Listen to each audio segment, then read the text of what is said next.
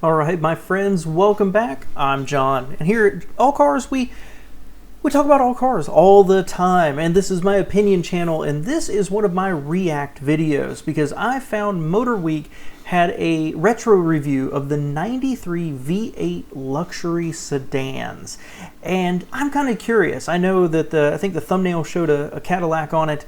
I don't know what else they've got. I've not watched it.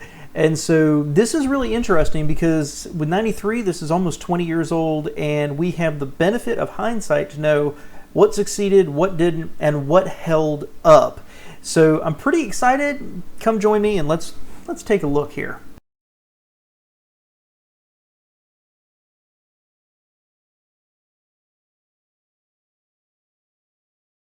Contrary to what some might think, the folks that spend $40,000 to $60,000 for a car are some of the most careful shoppers around.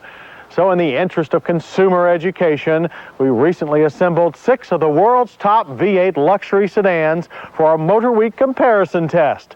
Yes, it's a dirty job, but someone has to do it. I'm going to go ahead and just guess that the Cadillac Seville here does not win. A decade ago, any assemblage of V8 luxury sedans would have likely been exclusively American. In 1993, however, the highest caliber in this category have origins from across the world, and only one carries the Made in the USA label. All of our V8 selections cost between $40,000 and $60,000, today's most hotly contested price for posh sedans. That's a huge spread. I mean, normally you see, comparison tests and they're like, well, we picked $50,000 and that's the top end. And that's a 50% difference, right? That's a big comparison here. So it'll be interesting. So we've got a Cadillac, a BMW, an Audi, an Infiniti, of course the Lexus LS, and then a Mercedes. Half our group are built in Germany. That includes the $56,400 Mercedes-Benz 400e, the Audi V8, also with a $56,400 base price, and the just-released $54,000 BMW 740i. From Japan, there are 2, the $45,400 Infiniti Q45 and the groundbreaking $46,600 Lexus LS 400. While carrying the domestic banner, as well as being the price leader of the group, is the $41,990 Cadillac STS. But for this test, we're going to ignore price, at least for now, and see which car impressed our staff most in the areas that are important to buyers in this class: V8 performance, safety, and of course, driving comfort. In alphabetical order, our attention first turns to Germany and the Audi V8. All right, so before we jump in, just like I do on these other reactions to retro reviews, I've got an order in my head on where I think they're going to end up. But what do you think it's going to be? I encourage you to grab a piece of paper, write it down real quick. This is a 12-minute long video plus my commentary. Grab your coffee and sit back. But keep in mind here, this is the order when they were brand new, without our knowledge, looking back at how some of these cars ended up either performing in the marketplace or, let's say, reliability issues that may have popped up, right? Just purely based on being in 1993, where do you think these would have fallen?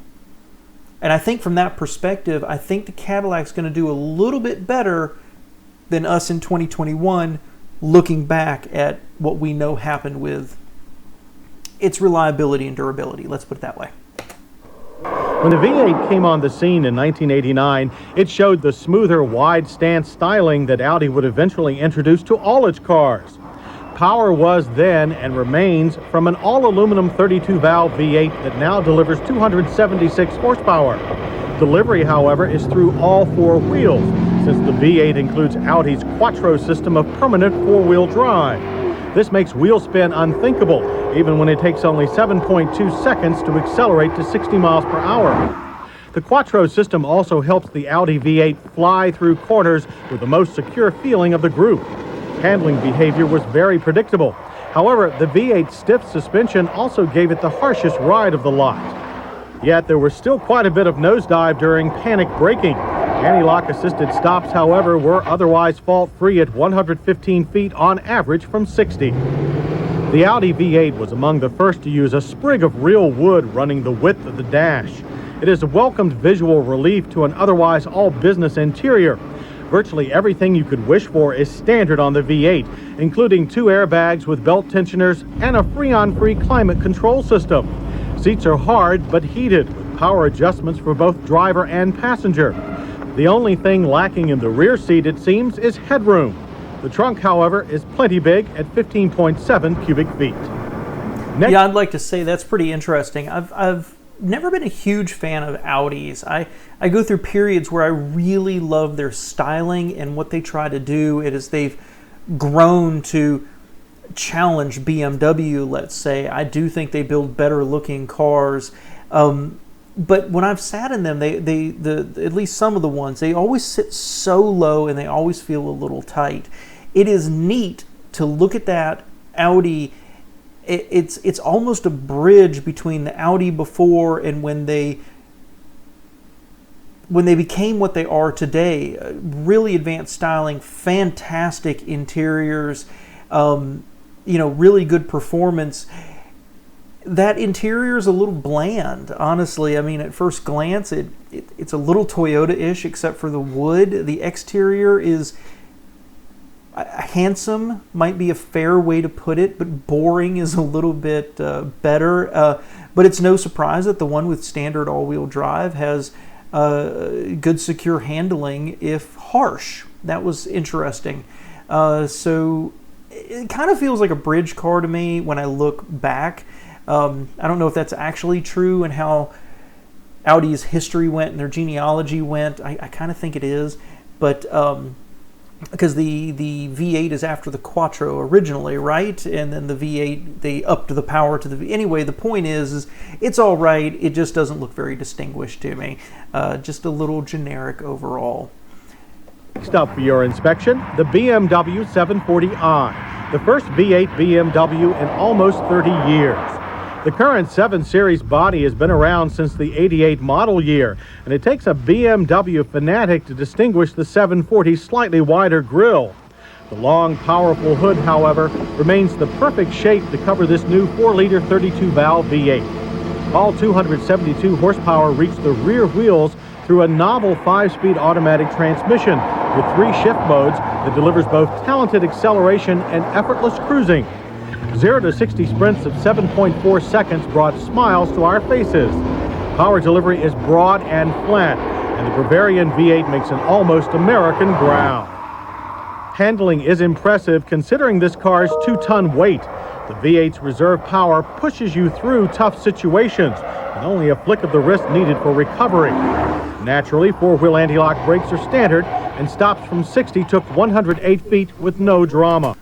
That is fantastic. This is a really large car, right? This is the 7 Series. It stopped in 108 feet. That's fantastic. That's what, 7 feet shorter than the Audi did. I'm going to go ahead and say, before they get to the interior, this is one of the most classic shapes. I know they said it's been around 5 years at this point, but this is one of the most classic BMW shapes. This is, I feel, where they really started to hit their stride, this and the generation right afterwards. I've never been a huge fan of the 7 Series.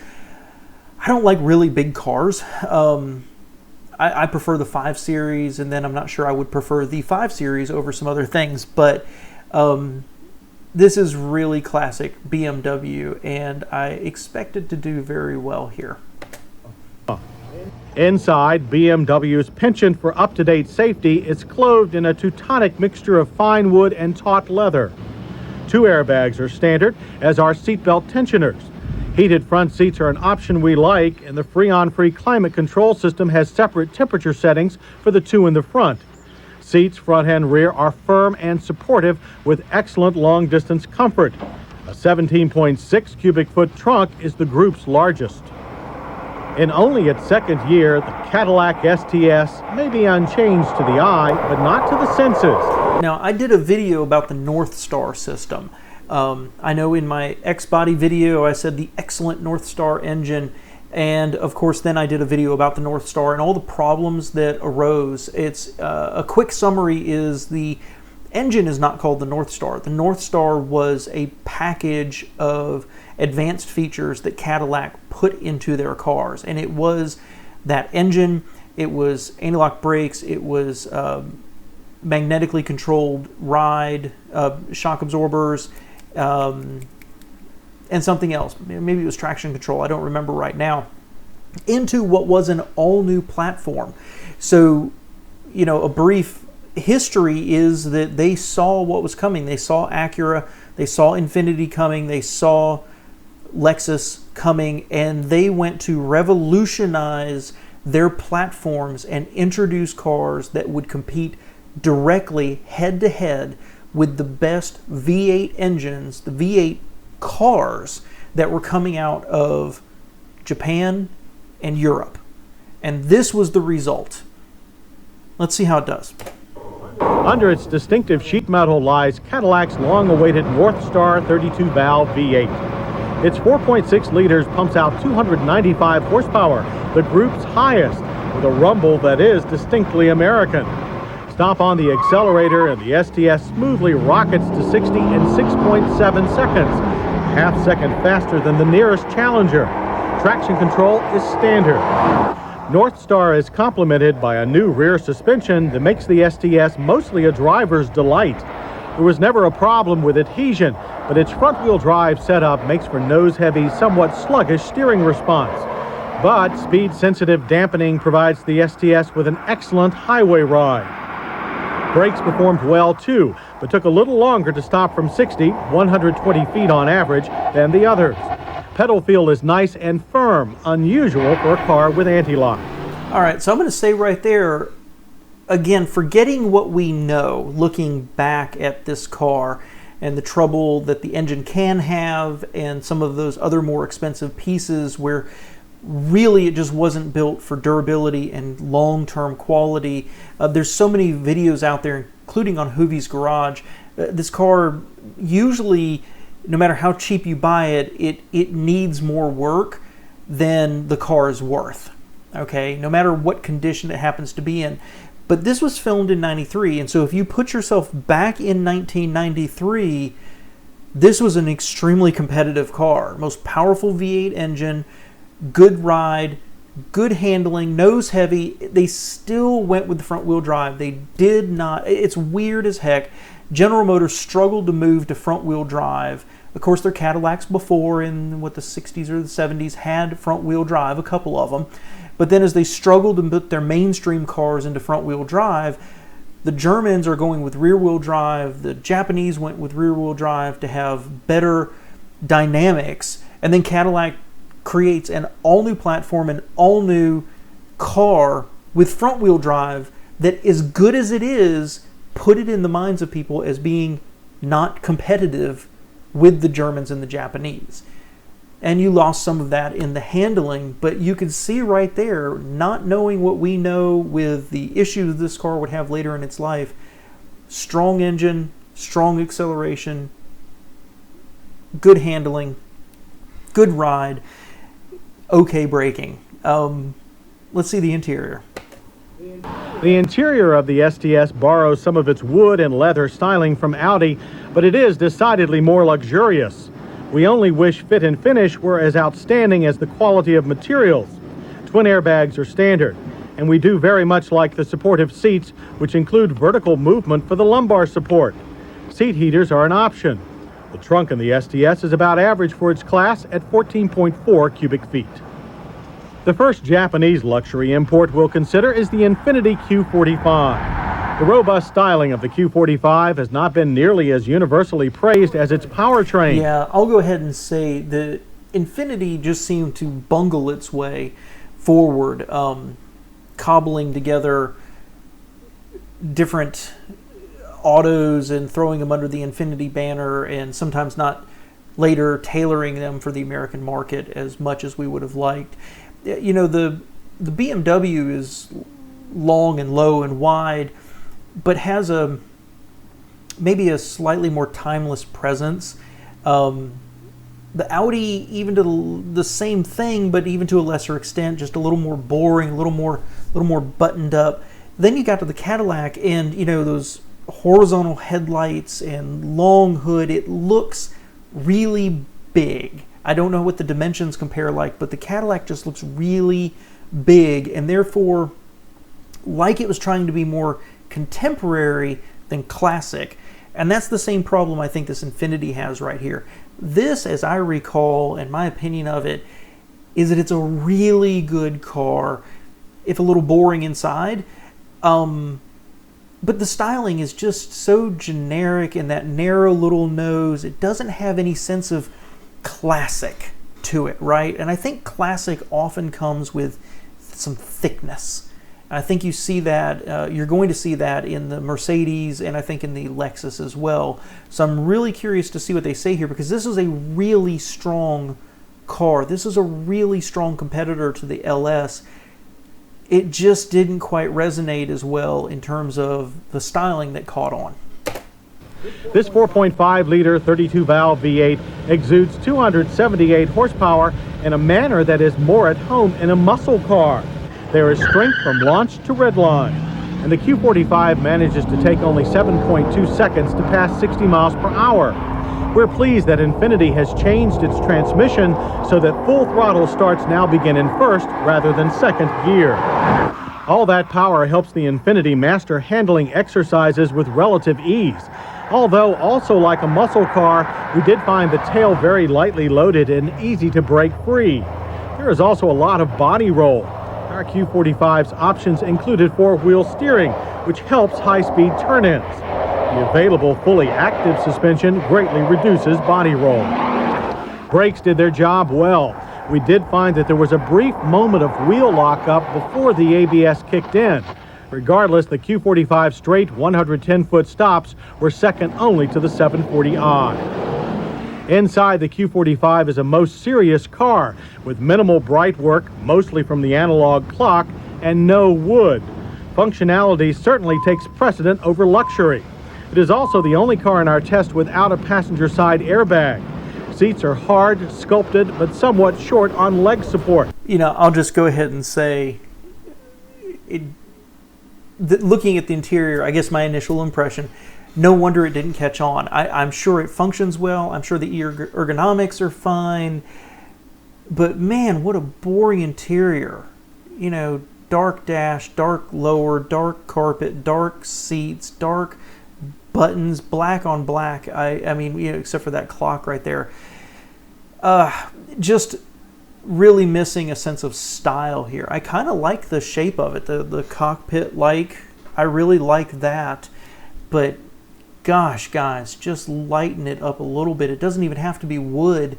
Just do something to brighten it a little bit. Some offsetting colors. They said it was serious. I'd say this is drab. Interior room is about average for its class, as is the 14.8 cubic feet of trunk space. Oh yeah, look at that CD changer. Y'all remember that? Anybody here old enough to remember that? You don't just plug your phone in, you stop the car to change the CD you want to listen to. It's been 4 years since Lexus put the luxury car world on its ear with the LS400. Exterior changes since then have been minor. This year, a slight change in grille design. Remember when Lexus had normal-sized grills? With the overall shape, while never original, still very handsome. Power resonates from a silky smooth 4-liter V8, also using 4 cams and 32 valves. It produces 250 horsepower. Rear drive, the LS400's 4-speed automatic is a model of refinement. But the LS400 is no slouch at 8.5 seconds from 0 to 60. But with our car's traction control, we never saw the Lexus sweat. The LS400 has stiffer springs this year, but still has the softest suspension of the group. While a plus on the highway, it was a minus during handling tests. But even with steering that was a little vague on center, the LS400 never lost its composure. We continue to feel the optional air suspension is unnecessary. We also couldn't want for more in braking performance, with straight 118-foot stops from 60. Like all in our test, 4-wheel anti-lock is standard. There is less wood. So I would say that pretty much sums up my opinion of what Lexus is. It's not the most powerful, it's not the fastest, it's not the best handling, it's not the best, it's the second worst braking, but it is eminently capable in every single way.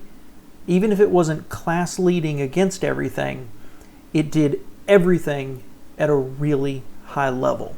That's my opinion.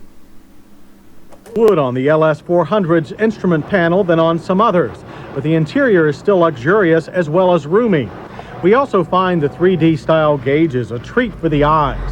For $93, a passenger side airbag is new, and the air conditioning now also cools without Freon. Seats are very comfortable, but Lexus leather looks a little too industrial. Front seat heaters are an option. We found rear seat bottom cushions short on leg support, and the trunk space at 13.4 cubic feet was the smallest of the group. Well, I'll say that was a little less overwhelming than I expected. You know, most of the reviews I'd read and the early LSs that I've looked at, generally people were like, it's really, really good, even if it wasn't quite to the, let's say, the BMW or Mercedes standards. The interior had a little too much Toyota DNA in it, and I think that kind of comes through there. It's nice, it's functional, but it wasn't special, right? You know, and you know, now they've got great interiors, I think, my opinion, right? It's an opinion channel, and great seats, and do basically everything really, really well. So that was a little underwhelming to me for the LS. I expected a little bit more. Finally, from Mercedes-Benz, the car that has been called their Lexus fighter, the 400e. The 400e shares a mid-size Mercedes look that dates back to the '86 model year and is now a classic. What is much newer, of course, is the 32-valve 4.2-liter V8. Borrowed from the S-Class, it delivers a seamless 268 horsepower and is capable of gliding to 60 miles per hour in 7.2 seconds. Only the Cadillac STS is faster. Traction control is an option.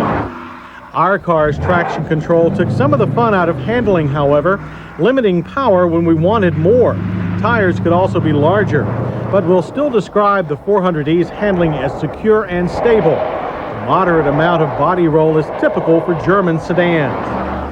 Mercedes-Benz cars always seem to shine in braking tests. The 400e is no different. Stops from 60 were short, 115 feet, with total confidence. You know, they say it shines in braking. I think that ties for third. The interior of the 400e also gives you confidence. Despite a dated feel, you know this is a Mercedes-Benz and that everything is in its place and works flawlessly. Driver and passenger airbags are standard, as are seatbelt tensioners. The price paid for safety is the lack of a dash glove box. The air conditioner is now Freon-free. Seats are hard, flat, and heated. The overall feeling inside the 400e is somewhat tight for its class. The trunk's 14.6 cubic feet, however, is typical. So, there you have it. 6 expertly engineered answers to the V8 luxury car question. Which is tops? Boy, a tougher question we have never asked our... So, you know, again, what did you think these would end up as? And, you know, there's a couple of different ways to split this. There's a couple... I would place the Audi last no matter what. It's competent but boring and just really doesn't do anything for me. And I think I'd put the Infiniti next to last. So I'd put that, this is 6 of them, so I'd put, yeah, 6. So I'd put that 5th. Infiniti, I respect it. It was a good car. It competed in numbers terms, right? In terms of performance and handling and everything else, it competed well with the LS, but just, and I actually like the styling, but boy, it was just, I couldn't be in that interior every single day. Next up, again, if we were in '93, keep this in mind, so we don't know the history of these cars, we don't know their sales figures, and we don't know their reliability. I think I'd put the BMW next. I know people who love BMWs, and again, I think that's a very classic BMW style. It's a good looking car. but it just doesn't do it for me. I don't know. Their interior doesn't do it for me, and I'm just not a fan of the 7 Series. Next, I would probably put, honestly, I'd probably put the Lexus. So that'd be number 3. I think it's a good shape. I think it's a very handsome shape. I think it's okay inside, and the numbers are all okay, but overall it's just not a very exciting car. Number 2, I would put the Cadillac. It looks a little too long for me. It looks like an old GM with just too much space, right? Too much hood, too much width, a little too...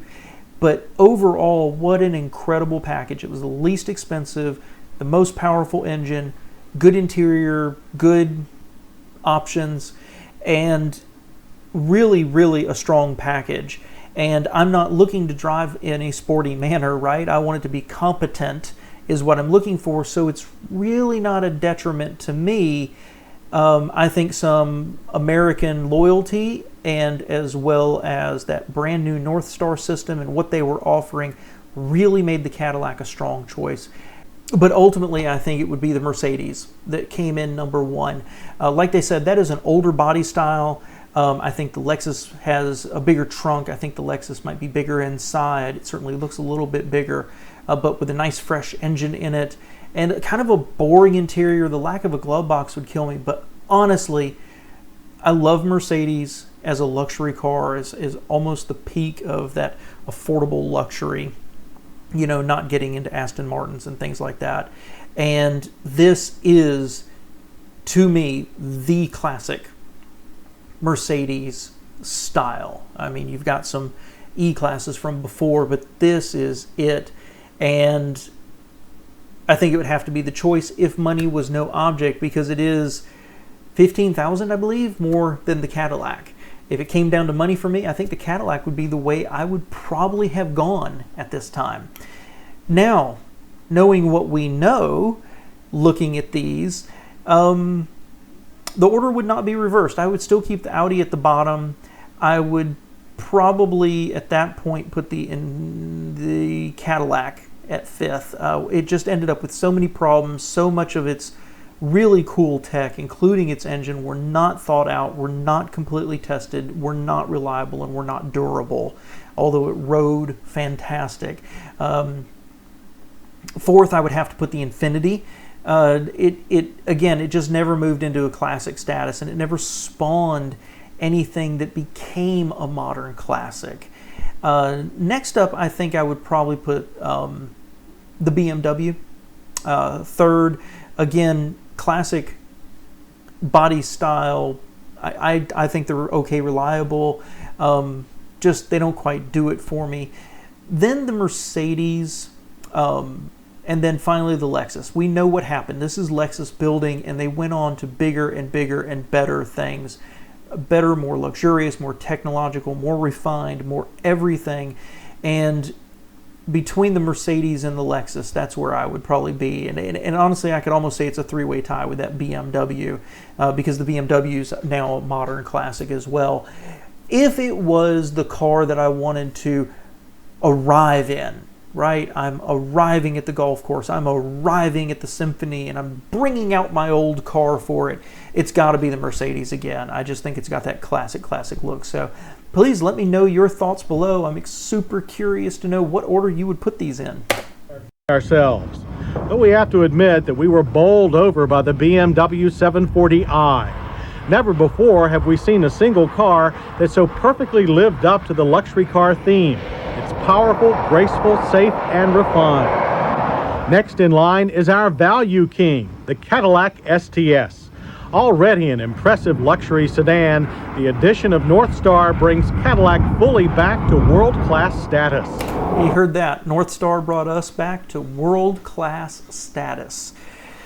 That opinion lasted for about 2 years. And we rate the remaining 4 as more or less equals. The Lexus LS 400, this Audi V8, the Mercedes-Benz 400e, and Infiniti Q45. Clearly, it is hard to go wrong with any in this group. We hear rumors that the V8 luxury sedan is an endangered species, but then we heard those same rumors 20 years ago. There will probably always be room in the automotive world for exceptional combinations of performance and luxury. Today, these 6 cars have taken all the space that's available. You know, the last thing I'll say is it's very interesting that they did that last shot and everybody drove by. The Cadillac, the Audi, the BMW, the Lexus, they all had a long taillight bar, right? A horizontal bar across the whole back. And then you had that Mercedes come through with those little tiny triangle lights. And it always looks a little awkward to me, like why didn't they continue something across the trunk just to kind of tie it all together? But we know that as time went on, Mercedes really went all in on triangular lights on the back. And this was like the seed of them in their styling. I thought that was pretty cool. So guys, that was fun to me. I loved it. I love those cars. Love to go drive. I'd love to go have a chance to drive some of these around a track or something like that. Anyway, just let me know your thoughts. I'd love to know your order. Which one would you buy if you were going out and buying a 20-year-old almost classic car today? Which one of these would you pick up and pay for with your own cash? So leave me a note in the comments below, and if you haven't, please like this video. Really helps me with the YouTube algorithm. Thanks, guys.